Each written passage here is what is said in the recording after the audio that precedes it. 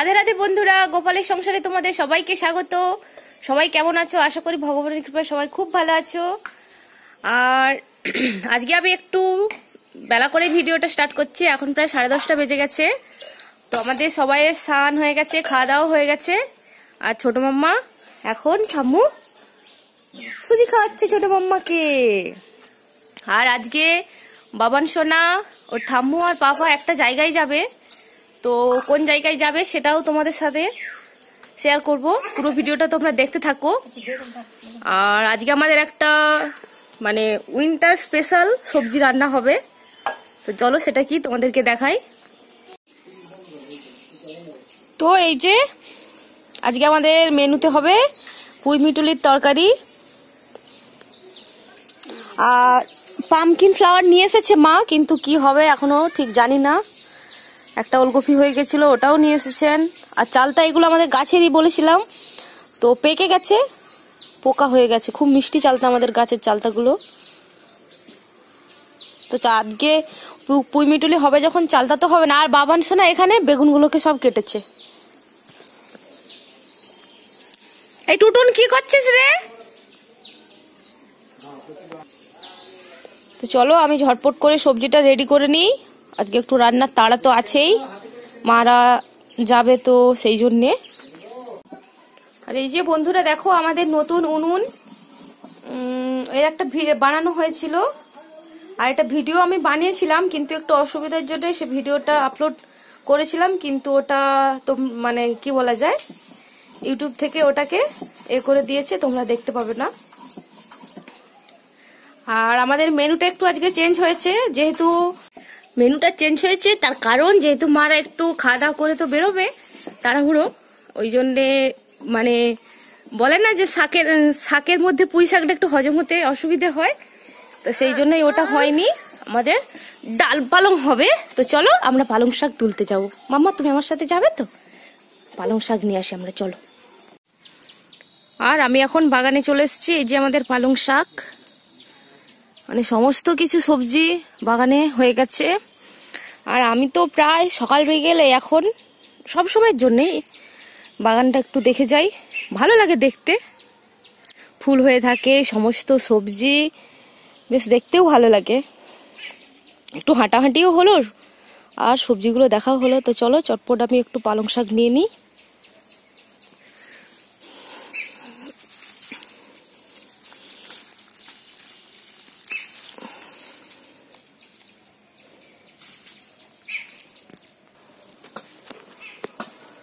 তো আমি একটু অল্প ডালের মতো, ডালে দেওয়া হবে তো অল্প একটু পালং শাক নিয়ে নিচ্ছি। এবার একটু ধনেপাতাও নিয়ে নেব।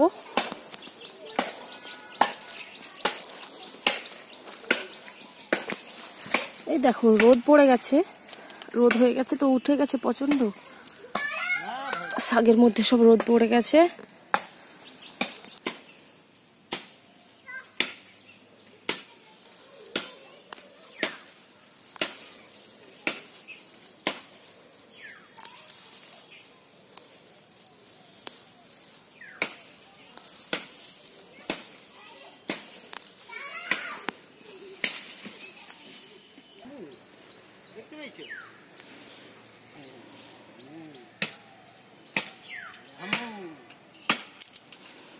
তো আমার সবজিটা তুলে নিয়েছি, এবার আমরা বাড়ির দিকে যা। ওই দেখো খুব সুন্দর প্রজাপতি উঠছে, ফুলগুলোতে বসছে কেমন।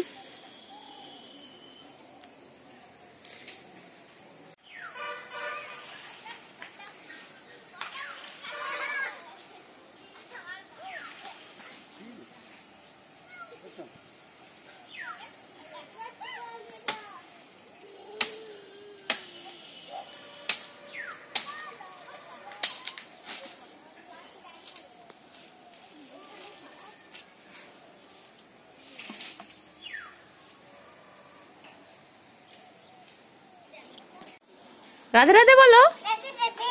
আর তুমি কোথায় যাচ্ছ সবাইকে বলে দাও। এ বাবা, পাপা বড় হয়ে গেছে, মামা বাড়ি যাচ্ছে সোনা।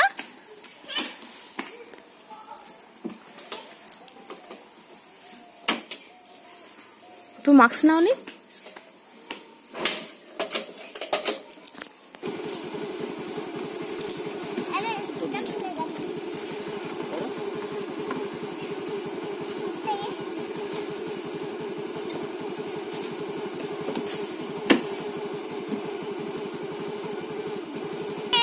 জয় নিতাই, জয় নৃসিংহদেব। হ্যাঁ,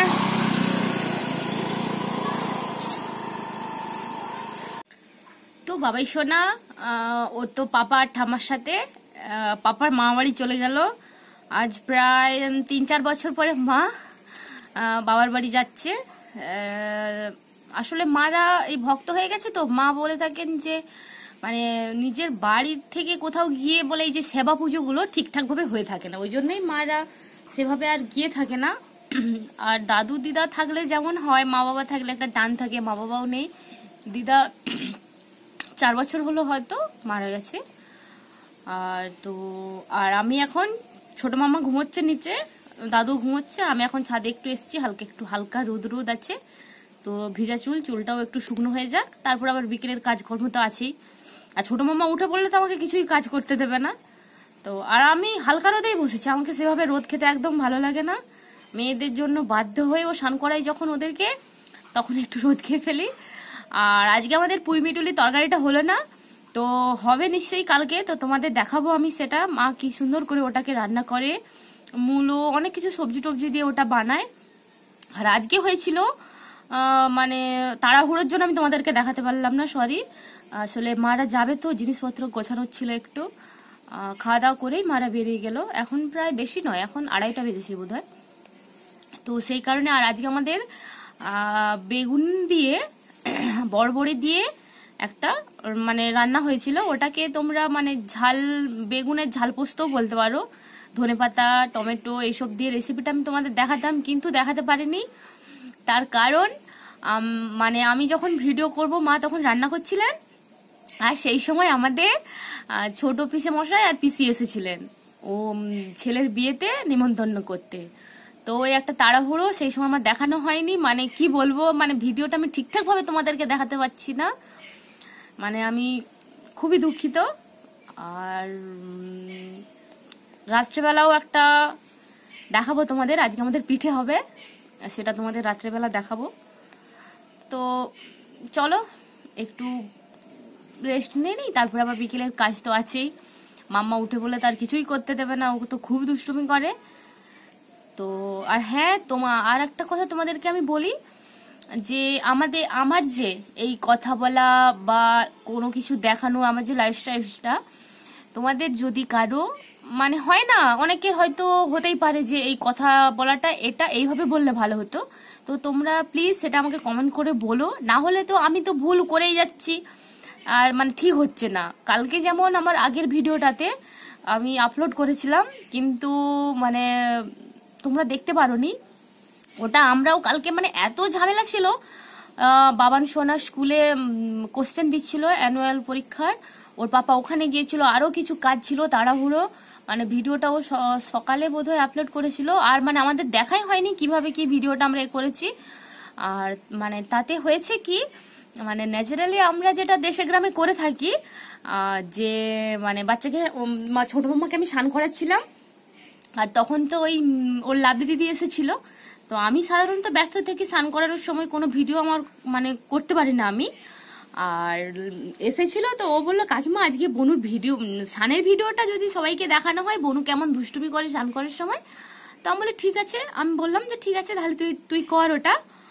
তো ভিডিওটা আপলোড করেছিলাম, আর মানে কি বলবো, পরে সর্দি ভাই ফোন করে বললো যে ভিডিওটা দেখা যাচ্ছে না কেন, পুরো কালো।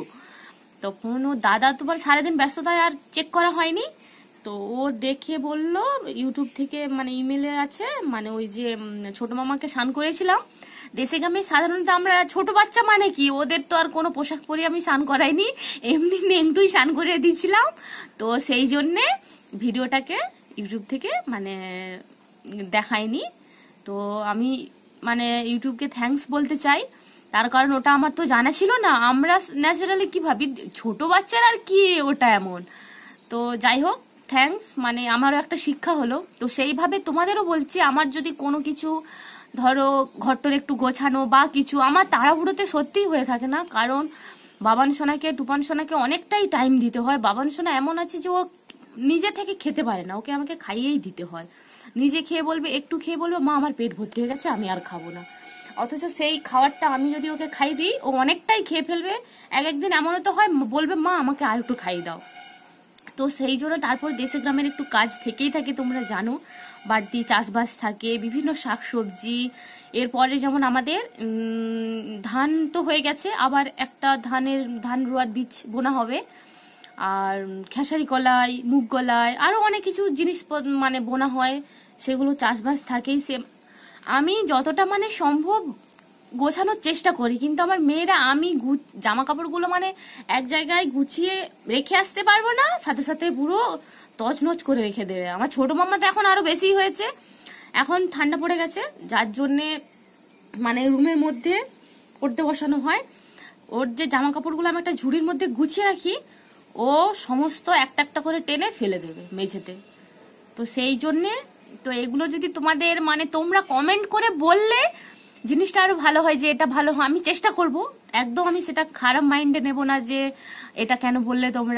তোমরা নিশ্চয়ই বলতে পারো আমাকে, তো প্লিজ তোমরা কমেন্ট করো, বলো। তো চলো আর বেশি বকবক না করে একটু রেস্ট নিয়ে নিই, আবার দেখা হচ্ছে সন্ধ্যেবেলা। আর আমরা এখন চলে এসেছি রান্নাঘরে। আজকে আমাদের পিঠে হচ্ছে। তো পিঠের নামটা হলো পুলি। তুই মাংকির মতো ওরকম উঠে গেছিস কেন, বাসের মতো? আর আজকে আমাদের পুর পিঠে হবে, এই যে বাঁধাকপির সবজি দিয়ে। মা তোর সবজিটা রেডি হয়ে গেছে, আর চাল গুঁড়োটাকে মাখছে গরম জল দিয়ে। এই যে সেই যে দুটো উনুন, সুবিধে এক পাশ দিয়ে দুটাতে মানে দুটো কড়াই বা একটা হাঁড়ি কড়াই বসেও রান্না করা যায়, তাড়াতাড়ি হয়ে যাবে। দুটো কড়াই।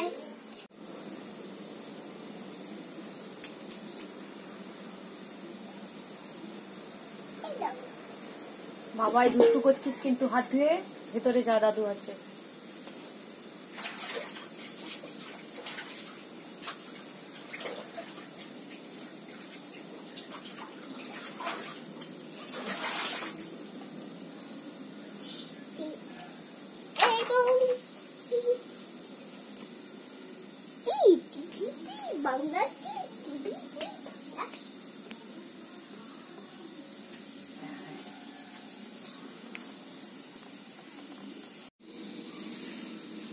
আমাদের একটু পিঠে বানানো হয়ে গেছে, মা অল্প একটু ওতে জল দিয়ে দিয়েছে, কারণ না হলে ওগুলো গায়ে গায়ে একসাথে লেগে যায়। এবার মা একটা চালার মধ্যে এটাকে ঢেলে নেবে।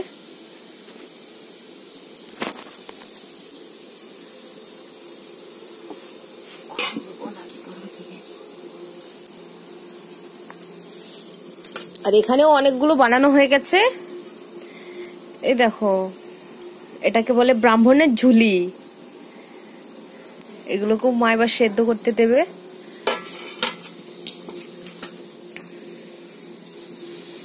জল একবারে টকবক করে ফুটছে।